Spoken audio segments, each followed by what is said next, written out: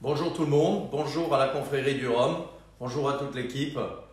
Je pense déjà à tous ceux qui sont en confinement, bien sûr, c'est-à-dire la plupart ou l'intégralité d'entre nous. Je pense à ceux qui travaillent dans les vignes, je pense aussi à ceux qui travaillent dans les champs de canne, à la Jamaïque, avec National Rum of Jamaica, notre équipe, je les salue et je les remercie. Je pense à ceux aussi qui préparent des commandes et bien sûr en prenant toutes les mesures de sécurité. Je pense aussi à l'équipe de West Indies qui a préparé du gel pour tous les pompiers, pour toutes les casernes de la Barbade. Je pense aussi à toute l'équipe Ferrand ici où on a proposé, je suis au domaine de Bonbonnet, où on a proposé et travaillé sur du gel pour fournir toutes nos équipes et protéger toutes nos équipes, mais aussi où on a redistillé de l'alcool pour pouvoir fournir de l'alcool aux pharmacies et aux EHPAD qui en ont grand besoin. Donc merci à toutes et à tous de tous ces efforts. Nous faisons tout ce qui est possible de faire et en attendant et aujourd'hui d'une façon un petit peu plus légère, bien, on a décidé, j'ai ici derrière la caméra Debbie qui m'aide et donc c'est la première fois que je fais quelque chose comme ça avec la confrérie du Rhum et je voulais partager notre petit monde ici en vous parlant de cette passion et de ce qui me fait lever le matin et préparer ces rhums qui sont là, certains d'entre eux, tout ça c'est mes bébés, les bébés de cette équipe dont je vais vous parler. Certains connaissent Plantation de façon assez précise et je les remercie. D'ailleurs, je remercie tous ceux qui m'ont envoyé tous ces messages d'amitié suite à l'annonce de cette présentation. Merci pour tout ce soutien. Je vous renvoie tout cet amour et c'est grâce à vous que je fais ça. Je me lève le matin pour partager ce plaisir. Avec vous, bien sûr, nous on fait ces rhums, que ce soit à la Barbade, à la Jamaïque ou ici à Cognac, où on travaille sur un vieillissement très particulier. Certains m'ont demandé, m'ont dit voilà, nous on connaît moins Plantation, est-ce que vous pouvez me dire, est-ce que vous nous expliquez c'est quoi, pourquoi, etc. Et vous savez que c'est un sujet qui est pour nous central.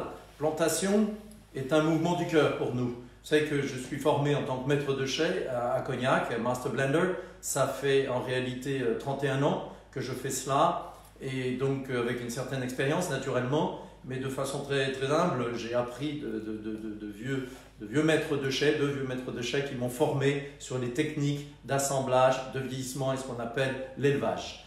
Il y a à peu près 25 ans, j'avais quelques fûts supplémentaires à vendre, des fûts qui ont contenu du cognac, parce que vous savez, petite note au passage, la plupart du rhum, 99,9% du rhum, est vieilli dans des fûts qui ont contenu au préalable du bourbon. Ça, c'est un fait technique actuel, mais ce n'est pas nécessairement un fait historique. Avant la prohibition américaine, tout type de fût de réemploi était utilisé pour faire du rhum. Et j'adore ça d'ailleurs. C'était des fûts de Banyuls, des fûts de Pinot, des fûts de vin, des fûts qui étaient utilisés pour amener ces produits dans les Caraïbes, qui étaient un contenant pour voyager. Et là, le rhum était vieilli. Et ça, c'est des techniques que je trouve fabuleuses. Les fûts de cognac, naturellement, étaient utilisés dans le passé. Le fût de Bourbon est utilisé à 99%. Il marche bien pour le rhum de par ses caractéristiques, les caractéristiques du bois, du chêne américain qui se trouve être très compatible avec le rhum. Mais aussi, naturellement, le chêne européen fonctionne aussi très très bien pour d'autres raisons, parce que de par ses tanins et de par ses composés, il apporte la structure. Et ça, on pourra en parler si ça vous intéresse. Et donc tout ça, il ne faut pas oublier aussi que dans le temps, et vous savez que je suis un militant et mon équipe à mes côtés pour justement réexplorer les bois qui étaient utilisés dans le temps pour réparer les fûts dans les Caraïbes. On a des études du 19e siècle jamaïcaines qui montrent que les fûts de transport qui servaient comme cela aussi à vieillir le rhum n'utilisaient pas que du chêne. Vous savez bien que le chêne pousse aux États-Unis, en Amérique et en Europe, mais pas dans les Caraïbes. Donc c'était des bois locaux qui étaient utilisés. Voilà. Pourquoi je vous dis ça? C'est parce qu'en réalité, au départ, il y avait chez moi ce désir de comprendre un autre spiritueux. Je parle de ça il y a plus de 25 ans. Et donc un voyage, et plusieurs voyages s'en sont suivis dans les Caraïbes où je suis complètement tombé amoureux du rhum, mais du rhum de derrière le rideau, de comment il était fabriqué. Et j'ai eu une chance inouïe, et ça je le dois à quelques personnes qui sont devenues des mentors, des guides pour moi. Je pense très particulièrement à Laurie Barnard, qui était le maître distillateur et le maître assembleur de St. Lucia Distillers à Sainte-Lucie. Un monsieur qui est venu, qui a passé du temps ici avec moi à Cognac. J'ai passé énormément de temps dans les Caraïbes, quelqu'un qui m'a ouvert la porte des Caraïbes, une vieille famille locale. Et je pense bien sûr aussi à Thierry Gardère, qui était le patron de Barbancourt, qui a été aussi un grand monsieur du rhum et que je salue vraiment au passage. Je salue ces deux grandes personnes du rhum qui m'ont tellement appris. Donc voilà, il y a 25 ans, je goûte du rhum, on appelle ça au cul de l'alambic, hein, c'est-à-dire à la sortie de l'alambic, je goûte des rhums et là je me mets à rêver, bien sûr je rencontre ces distillateurs, ces gens qui font le produit et je me dis c'est fabuleux. Et j'y allais pour voir s'il pouvait y avoir un marché pour vendre nos fûts de cognac d'occasion, hein, parce que vous savez qu'on est une opération familiale et donc pour nous c'était important de céder ces fûts. On en a vendu d'ailleurs plus tard à Thierry Gardère à Barbancourt. Et puis finalement, au lieu de vendre des fûts, je me suis retrouvé à acheter du rhum. C'est toujours l'histoire de ma vie, vous savez, toujours à vouloir. Et finalement, on s'est dit, ce serait intéressant de retravailler cette technique qui continuait d'ailleurs, on n'en est pas du tout l'inventeur, c'est une technique qui existe depuis 1650, la date où la première fois le rhum le mot rhum est documenté à la Barbade sur une petite plantation qui s'appelait Treehouse Plantation, où on a un document qui fait référence au mot rhum en 1650, où le rhum à l'origine était distillé dans les Caraïbes, parfois vieilli quelques mois, 1 an, 2 ans, et après envoyé en fût, très important, j'en parlerai plus tard, envoyé dans son propre fût, dans le pays où il allait être vieilli davantage. C'est ce qu'on appelle le double vieillissement. Et donc, on s'est attaché au départ, je vais vous le dire franchement, sans aucune idée, ni marketing, ni c'est pas ma partie d'ailleurs. Vous savez qu'à Maison Ferrand, on a un département marketing et je plains l'équipe parce qu'ils sont vraiment super, mais que depuis, avec Angélique, que depuis 2 ans, hein, ça fait que pendant 29 ans, on était simplement à la production. Et donc l'idée, c'était de se dire, tiens, mais on va travailler sur ce double vieillissement. C'est quoi le double vieillissement? Le double vieillissement est cette méthode ancestrale qui est très particulière au rhum, où le rhum est au départ vieilli dans son pays d'origine. Ensuite, il est en réalité transporté à l'époque et à l'origine dans un fût, dans son propre fût. Pourquoi? Ça s'appelle le vieillissement dynamique. Quand vous avez un rhum qui voyage en fût, en réalité, vous avez une interaction avec le bois qui est énorme à cause du mouvement, c'est facile à comprendre, hein. Le fût est sur un bateau qui bouge, et vous avez aussi la chaleur, et puis le froid et l'humidité qui créent une interaction très forte avec le bois. Mais aussi, je vais être un peu technique avec vous, quand vous avez des chaleurs extrêmes et puis de la froideur, ce n'est pas du tout comme du vin, c'est un distillat. Vous avez certaines chaînes comme ça qui se créent au niveau du goût, qui s'appellent les esters et les alcools sucres. Et ça vous crée des éléments gustatifs absolument magiques. Ça, dans le temps, les gens ne le savaient pas scientifiquement, on l'apprend que maintenant, mais ils le savaient gustativement. Donc avec plantation, le double vieillissement, au départ ce vieillissement dans les Caraïbes, ensuite ce vieillissement sur l'eau, dans les fûts, qui est très important et qui est magique. Et à la Barbade, à la Jamaïque, vous savez qu'on y est impliqué au niveau de la distillation, avec nos partenaires là-bas, avec notre équipe sur place, on charge les fûts à même comme cela, et puis à l'arrivée, le rhum est vieilli davantage, et dans ce cas-là, dans un fût de chêne français ou européen, qui a des caractéristiques complémentaires du chêne américain, et qui viennent sophistiquer le goût, comme dans le temps. Alors vous allez me dire, qu'est-ce que le chêne américain apporte, et qu'est-ce que le chêne français ou européen apporte? Des choses complètement différentes. Le chêne américain va vous donner ce goût assez particulier qu'on retrouve un peu vanillé, un peu ce qu'on appelle la vanilline qui est dans le fût, qui est dans le bois, et ça c'est surtout le chêne américain qui a cela. Donc dans les Caraïbes, vous avez cet élément. Vous avez aussi ce qu'on appelle les whisky lactones, bon, peu importe le nom, mais c'est des éléments qui sont naturels dans le bois, qui vont lui donner ce côté un peu noix de coco, ça c'est très particulier au chêne américain. Plus le chêne est neuf, plus le fût est neuf, plus il aura de ces éléments. Faire attention que cet élément ne vienne jamais recouvrir le goût du rhum. Le rhum doit être en dominance. Et puis ensuite, vous avez ce deuxième vieillissement dans des fûts de chêne européens qui, eux, vont apporter ce côté épicé et cette structure avec les tanins, apporter une structure très, très, très intéressante. Donc ce double vieillissement est une signature. Je sais que j'avais des gens très amicalement me demandaient d'expliquer ce double vieillissement pour plantation qui est une signature pour nous. Quel était son sens? Quel était effectivement ce qu'on faisait?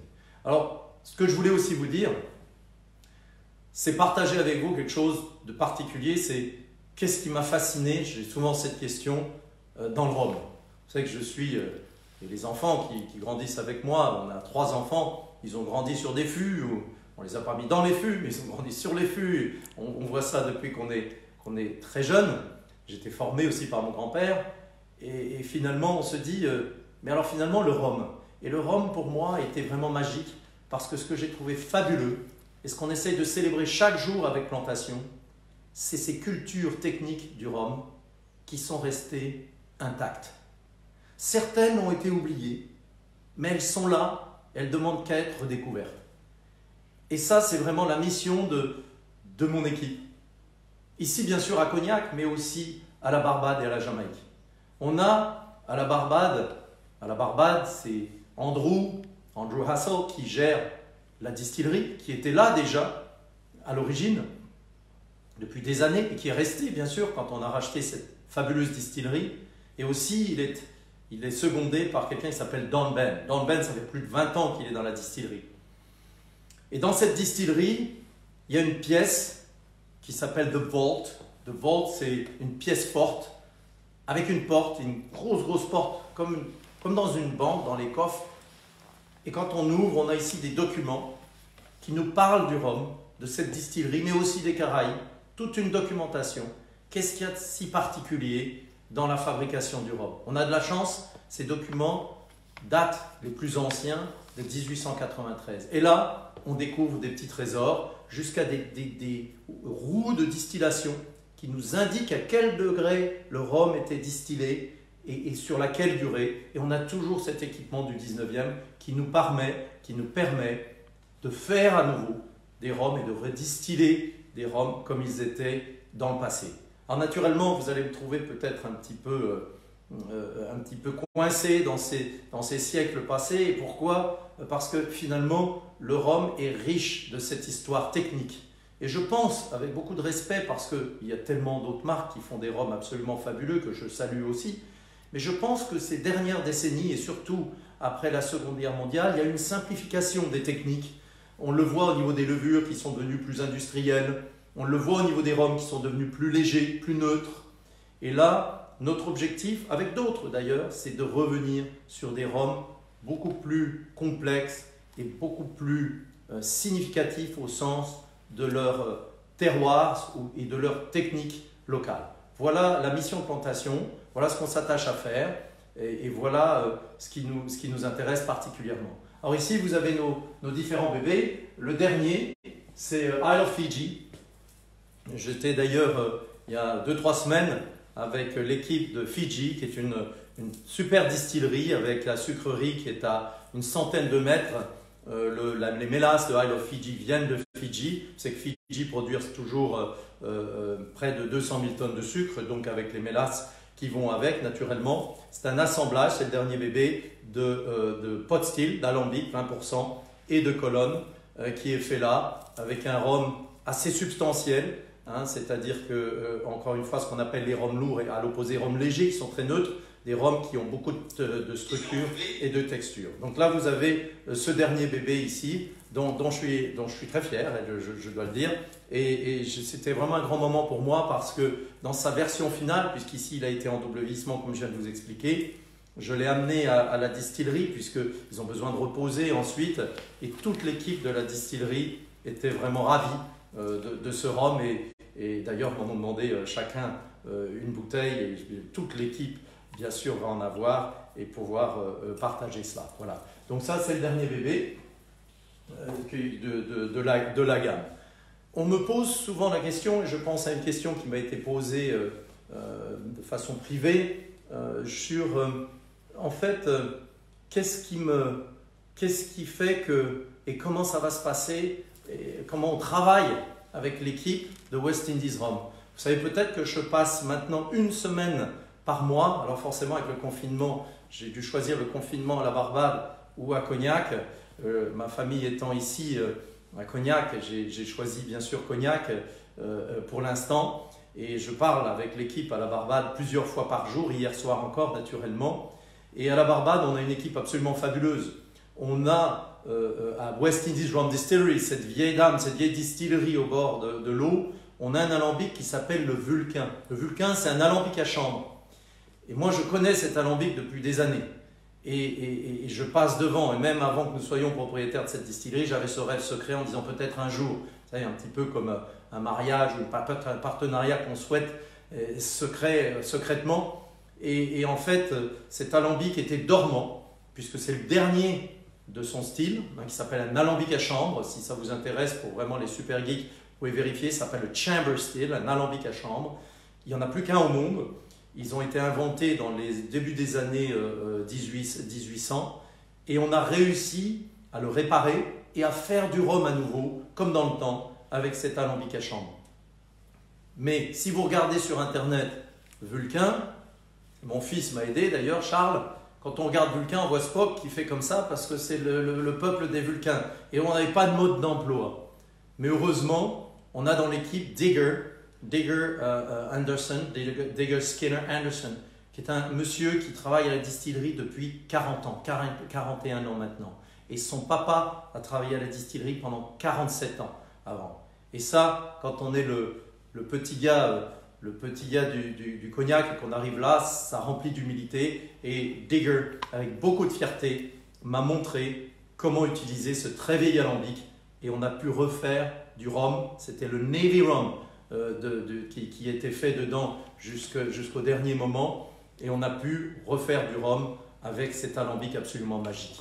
Donc c'est ça, plantation, c'est à la fois ce travail et en même temps cette recherche qui nous permettent de faire ces rhums. Et je suis fier de vous dire que l'équipe, tant la Barbade que la Jamaïque, se sont retrouvés doublement passionnés par rapport au fait qu'on est avide de ces informations. On a Andrew qui gère la distillerie, qui a 46 ans, qui est un ingénieur de formation et qui est formé au niveau des assemblages et qui passe ses week-ends à faire du surf à la Barbade. Et bien maintenant, il fait le samedi le surf et le dimanche des recherches sur le rhum. Il nous a découvert des documents absolument uniques dans le Vault, cette pièce assez magique. Cette pièce secrète, je me rappelle que pendant des années, je passais devant, à l'époque où j'étais simplement un des clients de West Indies Rum Distillery, où on achetait des fûts que je venais choisir les uns après les autres. Et j'ai toujours demandé à Andrew, est-ce que tu penses qu'on pourrait avoir la clé de ce coffre, de cette pièce secrète? Parce que je voyais ces documents au travers des barreaux. Et lui me disait, je pense qu'on l'a perdu. Mais le jour où on s'est retrouvés partenaires, après une longue journée de discussion avec toute l'équipe, vous imaginez le moment d'émotion, c'était un jour de mariage. Je me rappelle être dans son bureau et lui dire, Andrew, est-ce que tu penses qu'on pourrait trouver la clé du Vault? Et là, il a ouvert un petit tiroir dans son bureau, il a dit, mais bien sûr, Alexandre, il m'a donné cette clé qui n'était pas perdue. Et on a pu trouver ces documents qui nous permettent de faire des rhums et d'aller beaucoup plus loin encore avec plantation. Une des choses sur plantation, par exemple, et notre implication, c'est qu'à la Barbade, nous encourageons l'effort qui consiste à, vous savez que les sucreries font faillite les unes après les autres, de retravailler la canne à la Barbade. Il faut savoir que ces 4 dernières années, 100% du rhum plantation qui est distillé à la Barbade, le rhum plantation Barbade, est issu de la canne et de la mélasse de la Barbade. Cette année, on paye plus cher pour cela, pour que les hommes et les femmes qui travaillent le sucre et la canne sur place puissent s'y retrouver. Ça fait partie de l'effort. L'effort aussi est le même à la Jamaïque. On a une équipe où la sucrerie juste à côté de chez nous a fait faillite. Et là, je me suis senti vraiment le devoir, et l'équipe à mes côtés, vous savez qu'on est avec Demerara Distiller, un actionnariat là-bas, mais aussi avec le gouvernement jamaïcain. On s'est retrouvés dans la mission avec l'équipe sur place et sous la direction, bien sûr, de l'équipe sur place. Il n'y a pas un petit Français qui explique aux gens comment faire. C'est l'équipe qui dirige son propre destin. On s'est mis à replanter de la canne. Et National Rum of Jamaica avec Money Musk, c'est une nouvelle que personne ne connaît intégralement. On a commencé avec 100, 200, 300, 400. Et notre objectif, on est à 500 hectares de canne en culture. C'est de réengager complètement la communauté locale de Clarendon pour pouvoir faire ce rhum sur place de A à Z. Et donc ça pour nous c'est quelque chose de très important, de fondamental. C'est pour ça que Debbie est là et On n'aura jamais des sous sur le compte bancaire, on a toujours les sous qui sont dans les fûts et dans le travail qui nous passionne tant. Voilà, je voulais vous dire cette aventure, cette tranche d'expérience, ce que c'est plantation. Ce n'est pas juste une étiquette sur une bouteille, c'est vraiment des équipes complètement engagées qui travaillent tous les jours pour faire un rhum dans lequel on croit vraiment. Certains l'adorent et je vous remercie, ça nous envoie plein d'amour et ça nous encourage. D'autres moins, on respecte absolument ça, bien sûr. Mais je vais vanter le travail de l'équipe. Le plus grand concours, et je viens d'avoir l'information la semaine dernière, des rhums et des spiritueux au monde, c'est à San Francisco. Et je suis fier de vous dire qu'un autre bébé, qui est le Xamaica Special Dry, a remporté le meilleur dark et golden rum. Et je suis désolé d'avoir dit ça, je vous le dis avec beaucoup d'humilité, mais c'est pas moi, c'est le travail de toute une équipe. Et quand ce travail est reconnu, ça nous fait vraiment chaud au cœur. Je voulais vous dire ça. Je vais procéder à des questions. Je sais qu'il y a pas mal de questions qui ont été posées. Je ne vais pas pouvoir toutes vous les donner. J'ai ici mon ordinateur.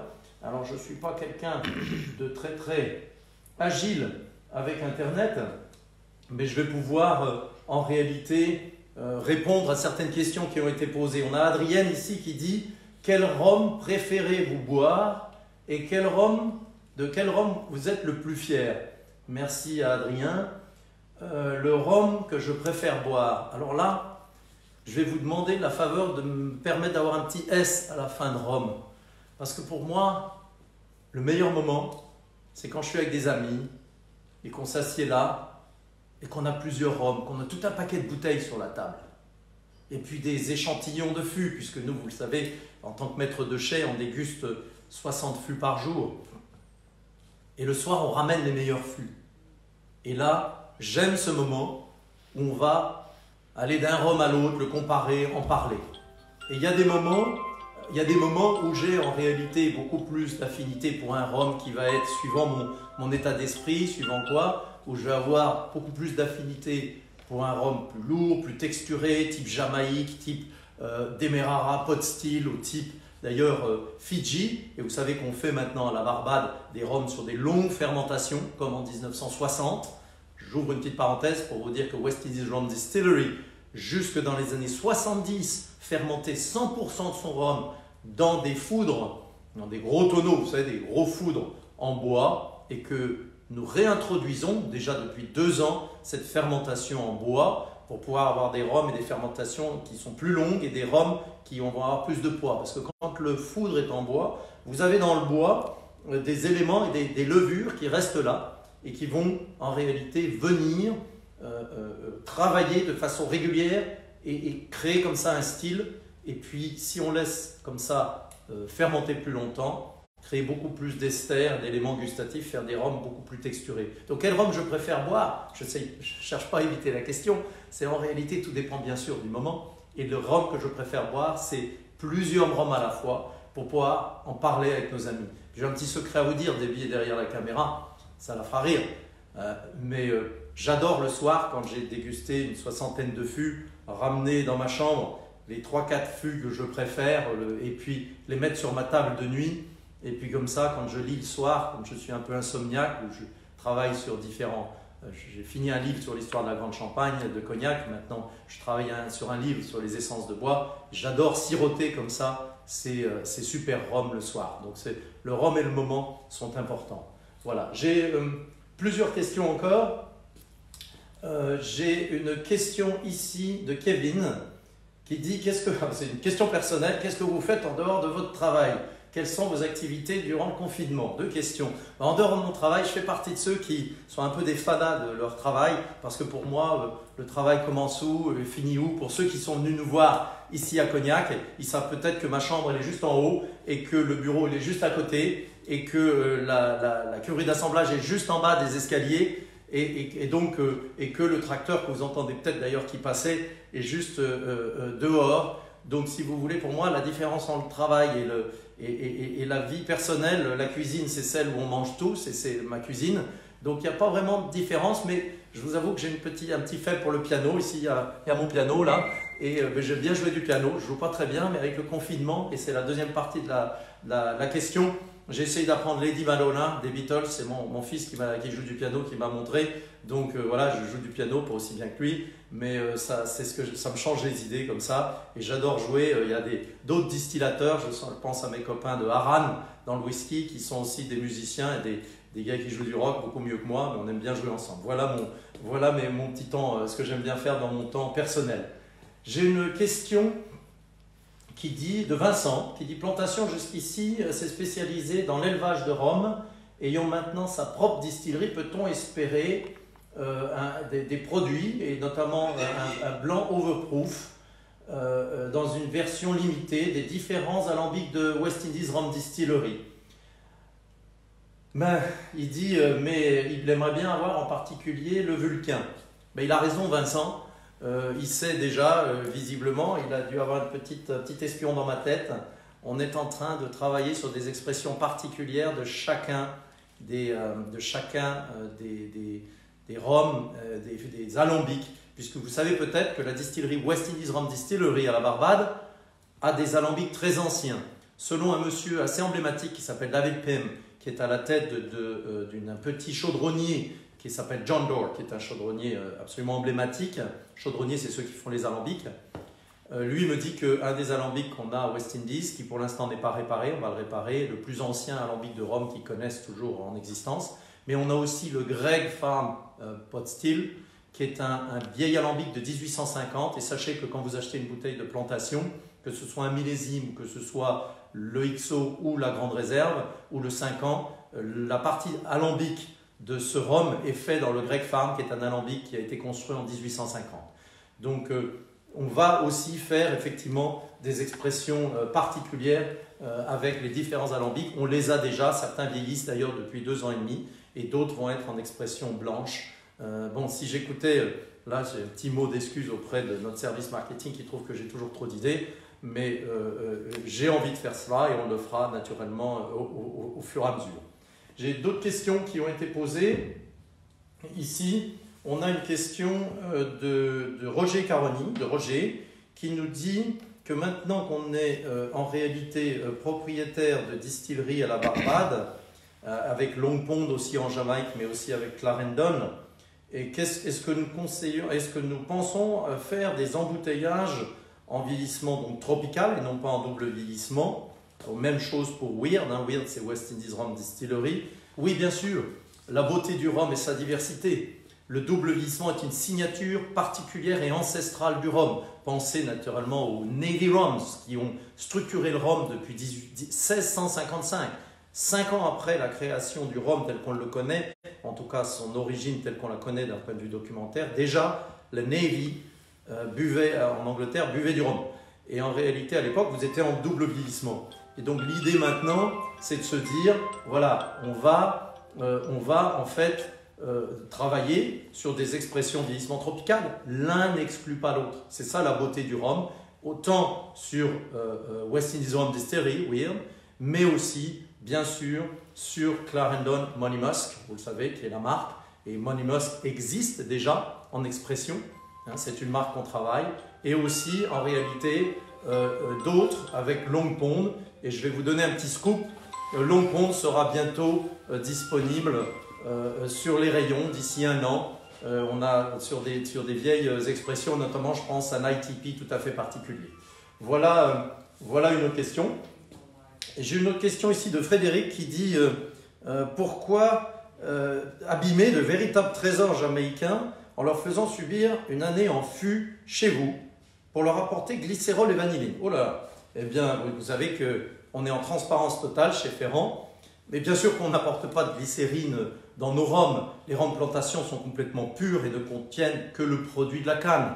On travaille bien sûr sur des techniques ancestrales et d'ailleurs nous militons, c'est une idée de l'équipe de la Barbade que je soutiens 100%, nous militons pour la réintroduction. Vous savez que le rhum utilise parfois et assez souvent du caramel depuis des siècles, mais dans le temps le caramel c'était pas le 150A, le E150A utilisé par 99% des gens, c'était un caramel fait maison, artisanal, qui avait un petit peu de sucre résiduel. Et ça, c'est des techniques que nous remettons à jour, bien sûr. On a même le chaudron qui permettait de faire ces caramels que nous avons réactivés. Donc, il n'est pas question de rajouter quoi que ce soit d'autre que le produit de la canne au rhum, vous le doutez bien, et que Plantation ne contient ni vanilline rajoutée ni glycérine. C'est des produits de passionnés et qui ne vont pas, bien sûr, corrompre le rhum. Et c'est d'ailleurs des pratiques que nous condamnons complètement, bien sûr, hein, pour ceux qui souhaitent rajouter. D'ailleurs, c'est interdit de rajouter de la vanilline et du glycérine dans le rhum. Donc, je rassure complètement Frédéric, naturellement, et je pense que chacun aura compris, et les gens qui connaissent bien Plantation, quelle est notre raison d'être, et que c'est des choses qui sont bien entendu très loin de nos pratiques et de nos manières. On a une autre question ici de Vincent, qui dit « Plantation déniche de belles choses, comme Fidji », merci Vincent, mais pourquoi réduire autant les rhums alors que la tendance actuelle est clairement au brut de fût? Alors ça, j'adore la question de Vincent. Je vais même vous dire quelque chose de particulier là-dessus. Il y a 30 ans, j'avais lancé aux États-Unis un brut de fût qui s'appelait brut de fût d'ailleurs, de cognac à l'époque. Aux États-Unis, on en a envoyé quelques caisses, 2 palettes je crois. Et puis c'était un bide total. Pourquoi? Parce que le brut de fût, les gens n'étaient pas prêts. Et il ne faut pas penser que le brut de fût, d'ailleurs, c'est la seule manière de boire un rhum ou un cognac, mais c'est une des manières qui est délicieuse aussi. Et on a dû finalement rapatrier une des 2 palettes. L'autre palette, maintenant, c'est devenu un collector, et tant mieux. Mais c'était une leçon pour moi. Et bien sûr, il faut qu'on propose nos produits de façon à pouvoir aussi en vivre. Et on ne veut pas proposer des produits et réimporter nos produits. Et là, on sent effectivement, et on a des bruts de fût, et vous le savez très bien, avec la gamme extrême, et là, qui sont des bruts de fût.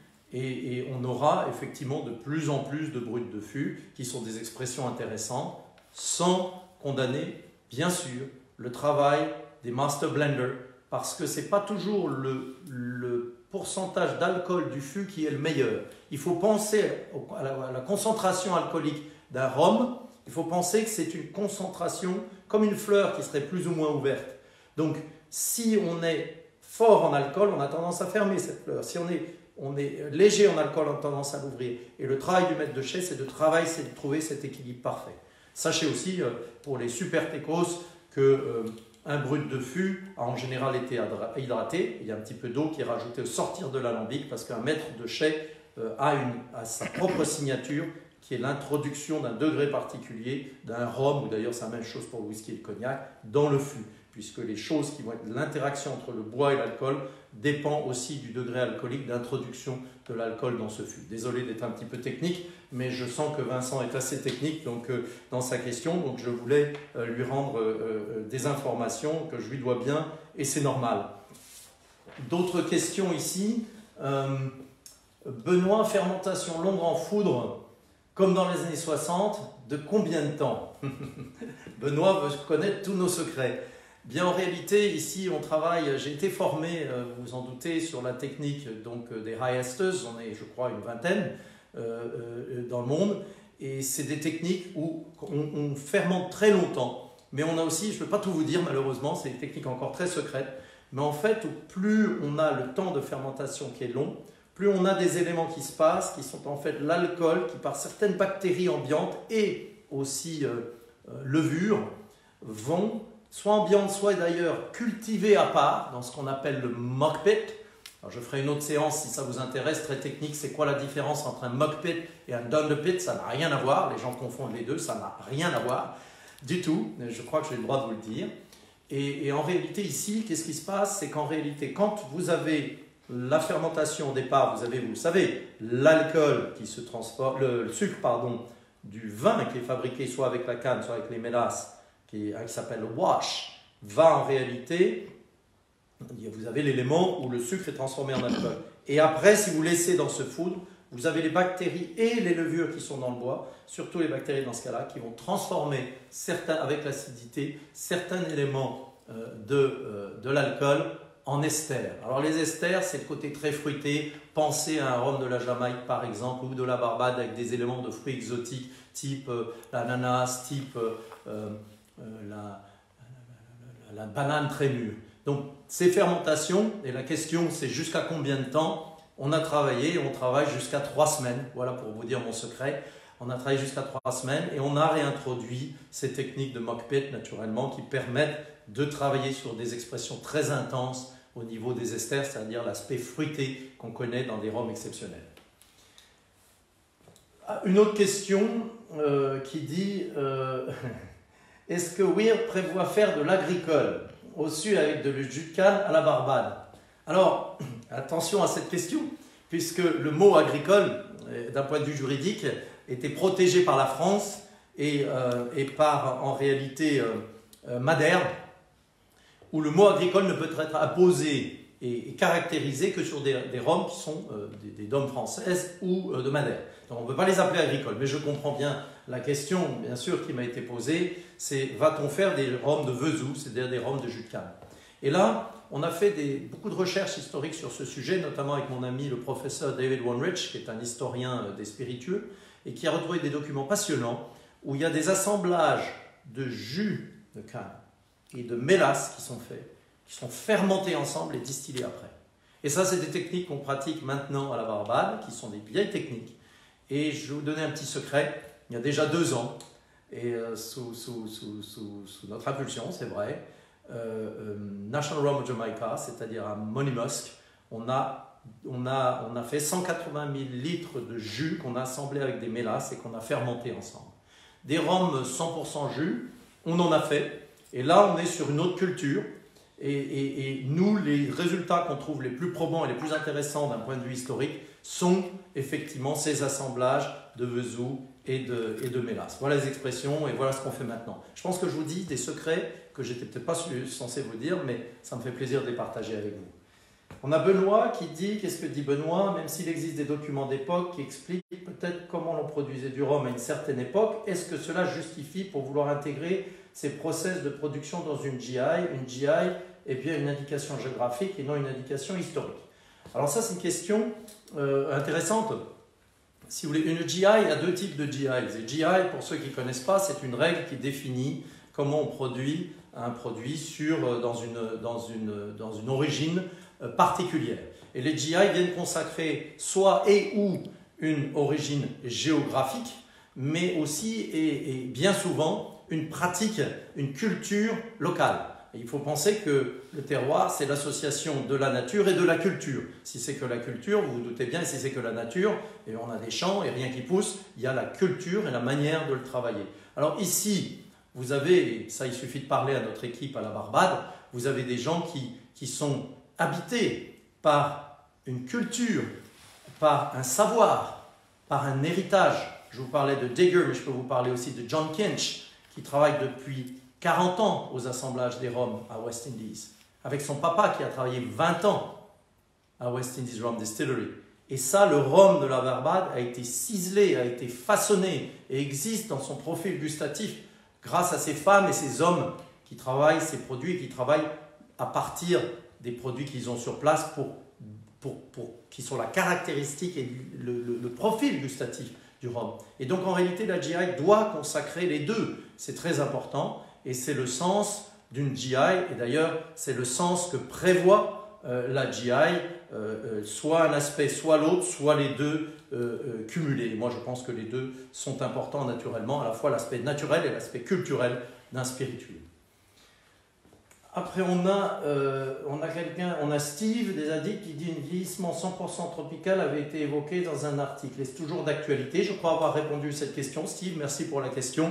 Effectivement, on a le double vieillissement qui est une signature historique du rhum et qu'on souhaite préserver. C'est très important. Les Navy Rum, par exemple, sont le fruit de cette technique, des siècles d'histoire du rhum. Et encore une fois, c'est comme pour tous les autres grands spiritueux. Il faut préserver l'aspect culturel qui a dessiné le goût du rhum. Je pense aux techniques pour faire des high esters aussi, par exemple, qui font ces rhums très lourds. Ça aussi, c'est des techniques à préserver. Et le double vieillissement est une technique que nous souhaitons préserver et qui fait partie de cette culture du rhum. Mais bien sûr, le vieillissement 100% tropical, qui est une expression beaucoup plus récente du rhum, qui est une expression principalement de la deuxième moitié du XXe siècle. C'est des expressions que je trouve aussi passionnantes. Et d'ailleurs, je vais répondre à Benoît de façon un peu plus complète. Le rhum, dans sa technique, est en évolution. Eh bien, en réalité, on l'embrasse aussi parce qu'on trouve qu'elle est intéressante. Voilà, parce que le rhum ne s'arrête pas dans son histoire, il continue et c'est bien normal. Alors, je ne sais pas si vous voulez qu'on continue. C'est toujours un plaisir pour moi, vous en doutez bien. Il dit, qu'en est-il des plantations extrêmes numéro 4? Une question de Esteban. Eh bien, ça, il faudrait demander la question. Moi, ils sont prêts, bien sûr, et je vais vous faire un petit secret. Alors, j'ai Angélique au marketing qui va me donner un coup de pied. Elle n'est pas là, d'ailleurs, mais autrement, elle le ferait. Quelque chose me dit que ça va être une panoplie de merveilleuses expressions de la Jamaïque. Je ne peux pas vous en dire plus, mais des choses absolument exceptionnelles et qui sortent de nos stocks, qui sont pour beaucoup d'entre eux des choses uniques et des pièces de collection. Et vous le savez que j'adore partager ces petits trésors. Voilà, je vois encore beaucoup d'autres questions. Je ne sais pas si on aura le temps de toutes les couvrir. J'ai une autre question ici. Avec quelle distillerie préférez-vous travailler? Alors là, c'est comme si on me demandait quels sont les amis que vous préférez. Chaque distillerie est un partenariat différent. On a des distilleries où, historiquement, je travaille sur des échantillons, où je travaille sur des fûts, et on les goûte, et je choisis. Ça, c'est le service minimum.